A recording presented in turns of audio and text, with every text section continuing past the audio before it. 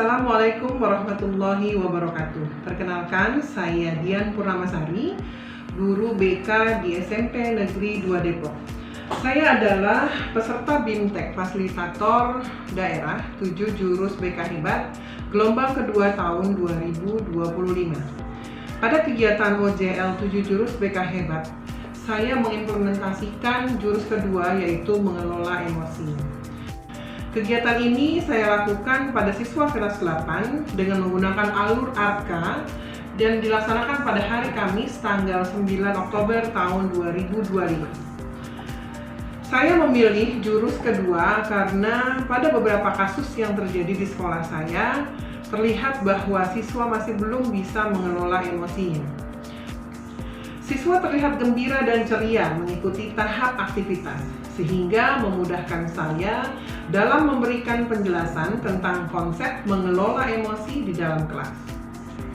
Agar siswa dapat mengaitkan pengalaman belajar dengan kehidupannya, pada tahap konseptualisasi, saya memberikan beberapa penekanan dan contoh langsung dalam kehidupan sehari-hari, sehingga kebermanfaatan jurus 2 semakin terlihat. Pada akhir pembelajaran, saya memberikan tugas kepada siswa untuk mengukur tingkat pemahaman siswa terhadap materi yang telah diberikan. Secara umum, alur ARKA menurut saya menjadi alur yang menarik dan menyenangkan bagi siswa, sehingga penerimaan siswa terhadap konsep menjadi lebih mudah. Semoga video ini bermanfaat bagi siapapun yang menonton dan memberikan kontribusi terhadap dunia pendidikan di Indonesia. Terima kasih. Wassalamualaikum warahmatullahi wabarakatuh. Kelas 8C. Assalamualaikum warahmatullahi wabarakatuh. Waalaikumsalam warahmatullahi wabarakatuh. Baik, apa kabar hari ini? Luar biasa. Kok nggak kompak? Tadi habis olahraga?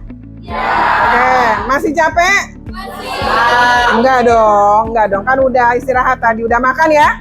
Udah makan, udah istirahat, udah minum, udah segala macam. Nah, sekarang kita akan belajar sedikit mengenai apa yang sudah ada di depan, mengenai kelola emosi. Tapi sebelumnya, Ibu mau tanya dulu yang hari ini tidak masuk. Ada berapa orang? Alhamdulillah masuk. Masuk semua? Oh, luar biasa. Tepuk tangan dah untuk kelompok 8C. Masuk semua, siap. Baik, hari ini Ibu akan menyampaikan mengenai kelola emosi. Ya. Ada yang tahu nggak? Kira-kira emosi itu apa?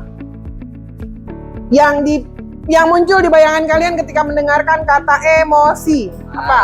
Apa? Beri tangan. Marah. Apa? Marah. Ada lagi? Apa? Perasaan. Senang. Galak. Oh, galak emosi ya? Hah? Sifat. Sedih. Apa? Ekspresi. Oke. Sekarang kita sebelum belajar mengenai emosi, nanti kalian akan tahu sendiri emosi itu apa sih ya. Sekarang kita akan ada aktivitas atau permainan dulu ya. Kertasnya tolong dibagikan ke belakang. Ambil 2, kemudian dioper ke belakang. Ambil 2, oper ke belakang. Ambil ya, satu orang pegang 1. Kalau ada yang lebih boleh dikembalikan ke depan. Baik, sudah? Sudah dapat semua? Kurang berapa? Siapa yang belum?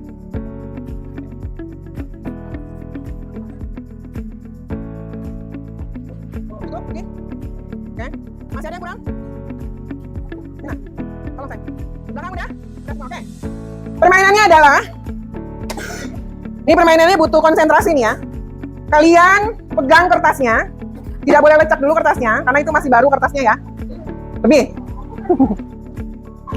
Oke, kertasnya ini nanti akan menerima reaksi dari kalian. Kalau kalian merasa perasaan yang muncul adalah kesal, kalian boleh meremas kertas itu. Jangan sekarang.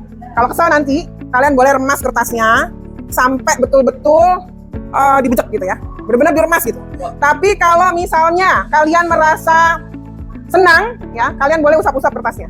Ya, kertasnya disayang-sayang. Kemudian kalau kalian merasa sedih, boleh kalian remas lagi kertasnya. Siap? Oke, saya akan bacakan atau saya akan mengungkapkan apa yang harus kalian bayangkan, apa yang harus kalian pikirkan. Jadi butuh konsentrasi masing-masing, tidak ngobrol dan tidak melihat ke temannya. Siap ya? Oke. Pertama, kertasnya dipegang. Bayangkan bagaimana perasaan kalian. Kalau yang kira-kira bisa lebih fokus dengan tutup mata, boleh matanya ditutup.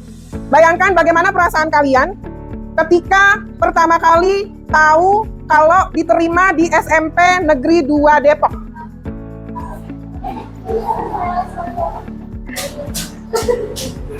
Oke. Udah ya, kebanyakan disayang-sayang ya, berarti seneng ya. Yang kedua, bagaimana, ingat-ingat lagi, perasaan kalian ketika naik ke kelas 8, ternyata kelasnya dipisah sama kelas 7. Karena saya tahu nih, kayaknya banyak banget yang merasa sedih atau kecewa gitu ya. Kemudian, bagaimana yang kalian rasakan setelah merasakan di kelas 8, oh ternyata orangnya enak-enak ya. Ternyata temennya, saya menemukan teman baru. Saya menemukan wali kelas yang enak. Saya menemukan teman yang tadinya nggak saya kenal, tiba-tiba sekarang saya kenal. Dan yang terakhir. Bagaimana perasaan kalian setelah di kelas 8 ini, kalian sering mendapatkan nilai pelajaran yang bagus? Oke? Sudah? Oke, sekarang silakan kertasnya dipegang, diangkat, coba kertasnya diangkat. Saya mau lihat yang paling lecek. Ini lecek banget. Lecek. Wah, masih mulus. Ini lecek dikit. Lecek banget. Oke, siap. Sekarang kita akan melakukan refleksi, ya. Sekarang pertanyaannya, bagaimana kondisi kertas kalian? Siapa yang kertasnya lecek banget? Coba diangkat. Oke, ada lumayan banyak. Oke, terima kasih. Yang kertasnya enggak dibejek sama sekali. Oh, ada 1, 2, 3, 4. Oke, lumayan banyak ya. Sekarang gini, kira-kira ketika kalian tadi ngebejek kertas tuh kan kesel banget ya, karena ternyata dipisah gitu. Terus pas dibuka, pas ternyata temen-temennya di kelas 8 enak, kalian berusaha untuk membuka lagi kertas yang udah dilecek itu. Kira-kira perasaan kalian tadi nyesel apa enggak waktu ngebejek kertas itu? Nggak nyesel ya? Oke, yang penting emosinya terlampiaskan gitu ya. Oke. Yang berikutnya, terakhir.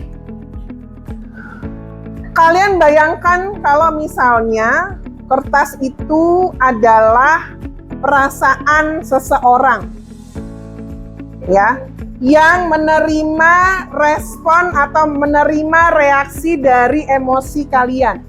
Ya, jadi ya, kertas itu seperti yang kalian lihat sekarang, yang posisinya sudah dibejek itu, kalau dia berusaha dilurusin lagi bisa nggak? Balik lagi nggak ke posisi awal yang waktu belum diapa-apain? Nggak bisa ya. Walaupun sudah berusaha, misalnya kalau di rumah kertasnya kalian setrika, ya, tetap aja masih ada bekasnya, ya. Itu juga yang akan terjadi. Lagi berusaha ya. Balik nggak? Enggak. Itu juga yang akan terjadi pada perasaan orang lain atau teman kalian ketika kalian melampiaskan emosi kepada orang lain.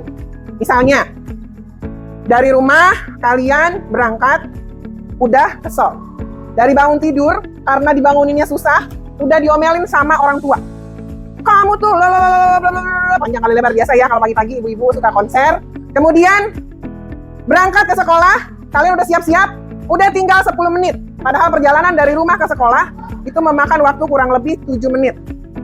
Begitu kalian udah siap, tapi yang nganter belum datang, lagi nganterin adik dulu, atau lagi nganterin kakak dulu, atau mesen Gojek, Gojeknya nggak datang-datang, mesen ojol, ojolnya nggak nyampe-nyampe. Kalau udah kesel nih, ya Allah, kok lama sih, padahal tadi udah itu. Terus ibu di rumah masih ngomel, makanya kalau bangun tuh pagi, makanya jadi lama kan, gitu kan biasanya.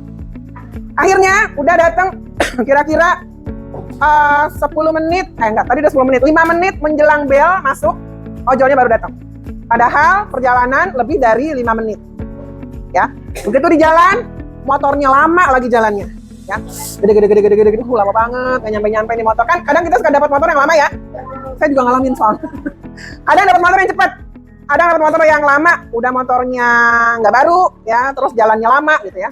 Sampai di sekolah, dicatat deh sama OSIS. Begitu nyampe di kelas, temannya tiba-tiba langsung, ya, lu tau nggak? Langsung dia heboh sendiri, nyamperin kita, padahal kita masih kesel, kita masih dongkol, ya. Ini gara-gara tukang ojek nih, gue jadi telat, gara-gara yang nganter lama nih, jadi akhirnya masuk catatan ketiga di sekolah, sekali lagi bakal dipulangin, ya. Itu terus tiba-tiba temennya yang nggak tahu apa-apa, tiba-tiba nyamperin, terus dia langsung excited nyeritain gimana, apa ya? Kalau bahasa sekarang tuh apa? Gebetan tuh bahasa sekarang apa? Keras. Crunchy. Crunchy dong. Gimana kerasnya tadi pagi dia lihat, terus berasanya tadi pagi tuh ganteng banget gitu si kerasnya itu ya. Atau cantik banget ya. Terus dia akhirnya cerita dengan menggebu-gebu, nyeritain ke temennya, nyeritain ke kita, padahal kita masih kesel. Kira-kira respon kita apa sama teman kita? Coba tunjuk tangan. Kira-kira apa nih responnya? Kesel banget. Apa? Oh, kalau kamu ya biasa aja. Apa? Nggak mood. Acu tak acu. Ada lagi? Responnya kira-kira? Kalau ininya, ngomongnya apa nih kira-kira? Kita akan ngomong apa ke teman kita yang itu?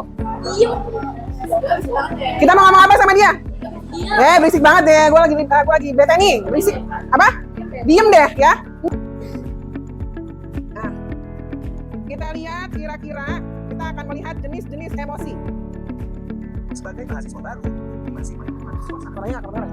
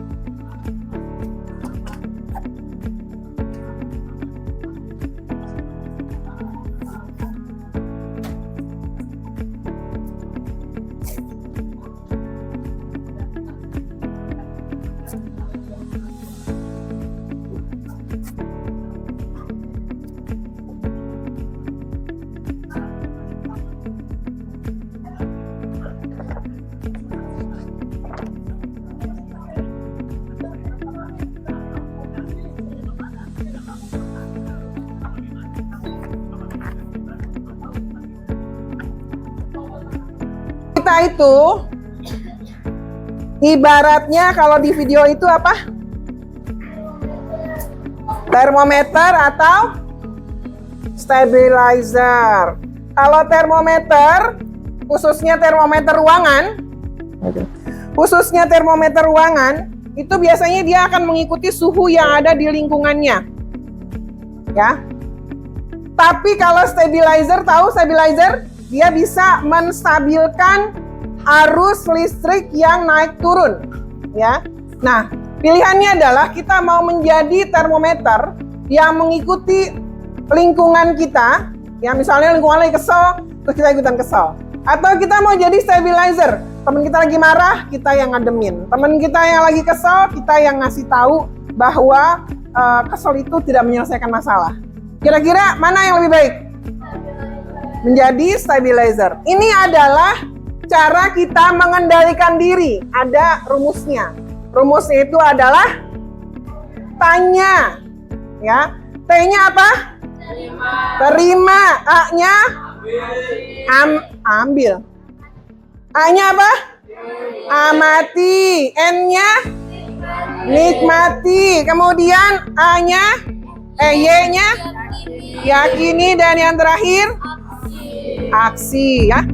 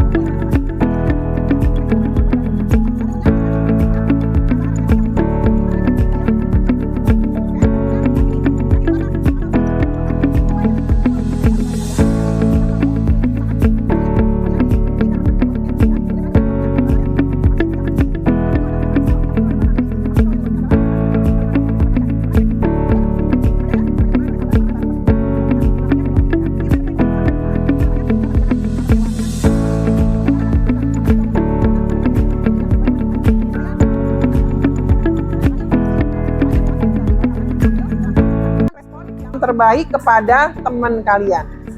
Nah, proses itu ya, proses-proses yang tadi itu dinamakan ini jeda. Ya. Jadi akan berbeda reaksi dari orang-orang yang mengambil jeda atau diam sebentar sebelum dia memberikan respon terhadap apapun yang dia hadapi. Ya, ini bedanya. Ketika emosi itu muncul, kalau dia langsung memberikan respon, pasti yang muncul adalah respon yang bagaimana? Positif atau negatif? Negatif, ya. Tapi kalau begitu emosi muncul, kemudian kalian ambil waktu untuk jeda ini diam dulu. Prosesi yang tadi nih, diikutin semuanya, diamati dulu. Ini kan pasti kalian akan diam nih, nerima, kemudian amati, nikmati, kemudian meyakini diri sendiri, baru ini merespon. Itu namanya jeda. Ya. Ketika emosinya muncul, kemudian kalian mengambil jeda, setelah itu baru kalian memberikan apa? Respon. Insya Allah yang muncul adalah respon yang positif. Ya. Bukan respon yang meledak-ledak, bukan respon yang terbawa emosi, bukan respon yang tidak difikirkan, gitu ya. Biasanya di posisi jeda ini, itu kita ketika memikirkan, kita juga pasti akan memikirkan akibatnya, ya. Biasakan ketika kalian menghadapi satu masalah yang memicu emosi kalian itu memiliki yang namanya roda pilihan. Roda pilihan itu apa? Roda pilihan adalah satu kegiatan atau satu aktivitas atau satu hal yang bikin kalian menjadi teralihkan. Nah, ini adalah roda pilihan yang bisa kalian gunakan untuk mengalihkan perasaan atau emosi kalian saat itu.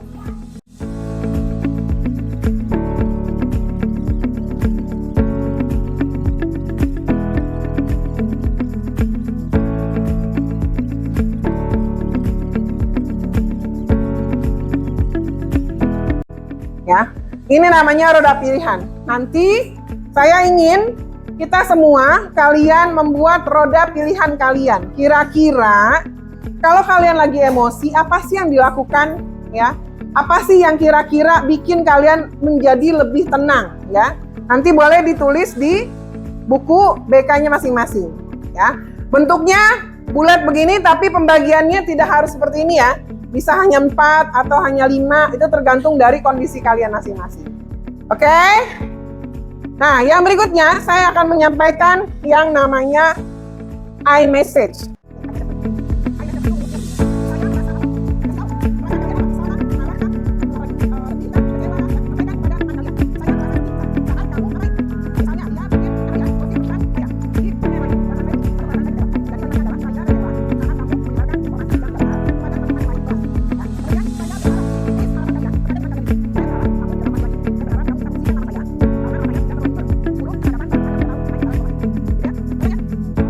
Sekarang saya mau coba nih.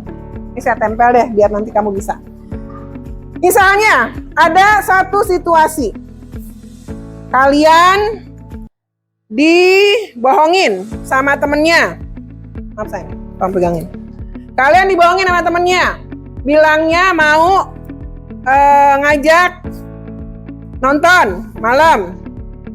Terus kalian udah rapi, kalian udah OTW, udah sampai bioskop, ternyata temennya baru ngabarin kalau dia nggak jadi nonton. Males banget gak? Males banget. Males banget kan? Pengalaman pribadi banget saya. Ya? Ya oke, paham situasinya? Oke, kalian janjian di WA, ya copot. Kalian janjian di WA nih sama temen, katanya mau nonton. Akhirnya kalian udah jalan, udah rapi, udah nyampe bioskop malah. Begitu sampai bioskop, kalian cengok sendirian di bioskop karena nggak tahu mau ngapain. Sambil nunggu teman kalian, tiba-tiba teman kalian WA nggak jadi nonton. Siapa yang bisa bikin iMessage-nya? Coba, siapa? Ya Allah, chatnya copot. Ya, siapa yang mau coba bikin iMessage-nya? Tinggal ngikutin ini aja. Saya merasa apa saat kamu apa, kemudian saya berharap apa. Ya, posisinya tadi. Boleh, boleh. Coba. Yang kencang. Ini gue udah susah-susah nih, gue dandan-dandan. Gue kecewa sama lo.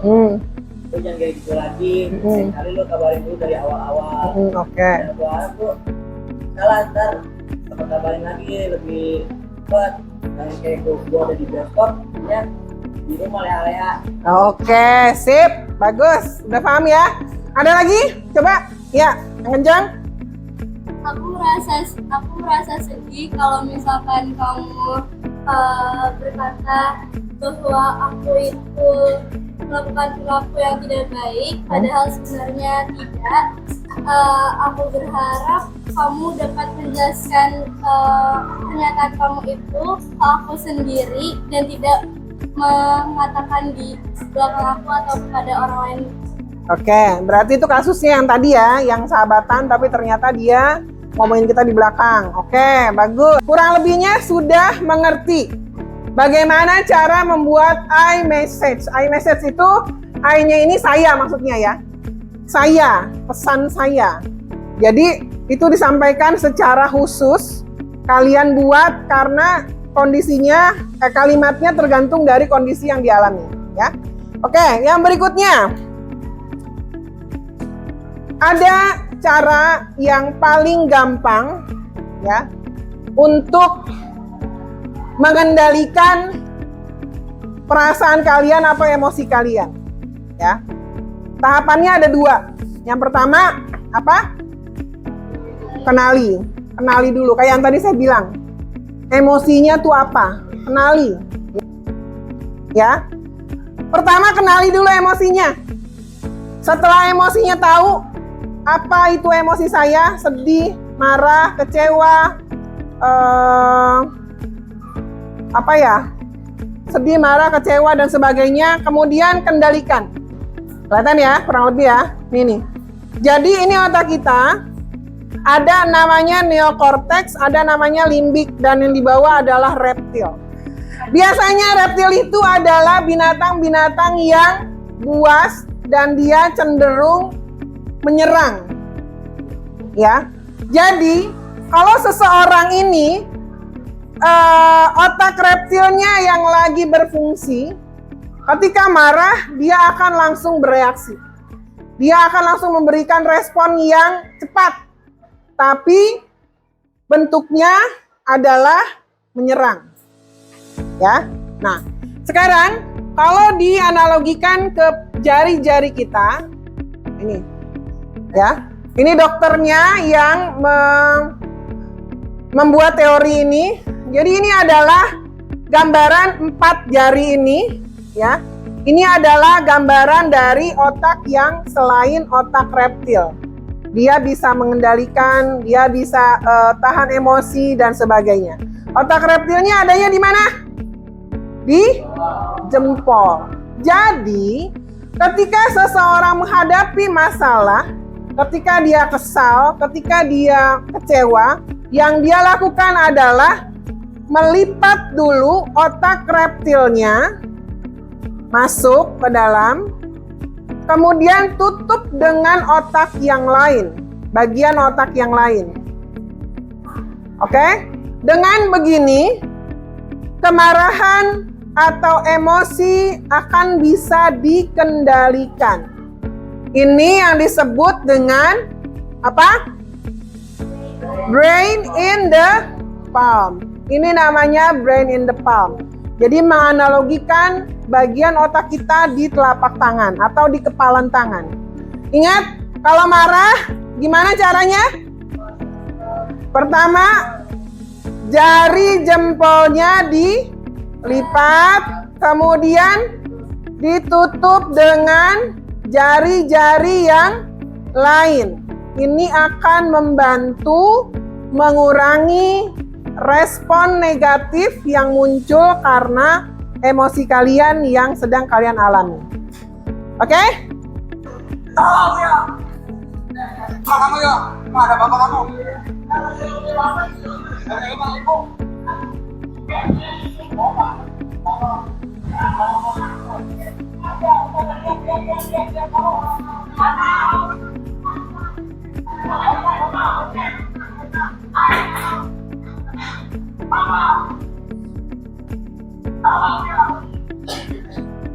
Oke. Udah ngerti ya? Nah, itu gambaran apa? Situasinya apa itu?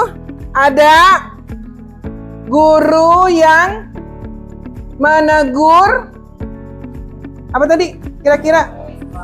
Menegur siswanya, kemudian siswanya memberikan respon. Kalian lihat teguran dari gurunya, lihat caranya guru tersebut memberikan teguran. Lihat ya, pakai pukul meja, kemudian pakai urat ya, marah-marah gitu ya. Kemudian reaksi dari muridnya tidak kalah dahsyat dari yang diberikan oleh gurunya ya. Sampai mengeluarkan makian dan kata-kata yang tidak pantas yang disampaikan kepada gurunya. Kira-kira dari dua kondisi itu, mereka berdua itu sedang menggunakan otak bagian mana? Reptil. Kenapa? Karena dua-duanya tuh nyerang gitu. Yang ini mau nyerang, yang ini nyerang. Akhirnya ribut. Kalau kayak gitu kira-kira ketemu nggak solusinya? Ketemu nggak jalan keluarnya? Enggak. Yang ada cuma berantem doang. Ya. Jadi itu contoh dari tindakan yang kurang baik. Ya. Yang bukan mungkin ya, itu sudah terjadi, tapi itu di SMA. Mudah-mudahan nauzubillah min dzalik jangan sampai di sekolah kita terjadi seperti itu. Karena apapun ya, reaksi apapun, emosi apapun, ketika kita melakukan yang namanya proses apa tadi? Proses apa? Proses jeda. Proses apa? Proses jeda. Diam dulu. Di pause dulu ya. Lakukan 1, 2, 3, 4. Dalam proses jeda itu, insya Allah tidak akan terjadi dan tidak akan si reptilnya ini lepas dari genggaman kalian. Nanti kita bisa belajar membuat iMessage. Oke? Sampai di sini ada yang ingin ditanyakan? Tidak ada? Oke, kalau tidak ada, tugas kalian adalah pertama membuat roda pilihan, ya. Kemudian yang kedua adalah buat iMessage untuk kasus kalian sendiri. Tidak perlu diceritakan kasusnya, tapi saya berharap dengan iMessage itu bisa tergambar. Oke? Itu saja yang bisa Ibu sampaikan, mudah-mudahan bermanfaat. Ibu harap ini tidak menjadi materi dalam kelas saja, tapi bisa kalian lakukan dalam kehidupan kalian sehari-hari. Ya, kalian coba latihan pakai rumus tanya, latihan terus, latihan. Ya, karena semakin banyak latihan nanti akan menimbulkan respon atau apa tuh kalau kayak gitu? Refleksnya itu akan beda, ya, akan cepet gitu. Kalau udah terlatih nanti refleksnya akan bagus. Oke? Itu saja. Terima kasih atas perhatian semua kelas 8C. Assalamualaikum warahmatullahi wabarakatuh. Lemes banget ya. Insya Allah kita ketemu lagi minggu depan. Terima kasih. Tangan semuanya.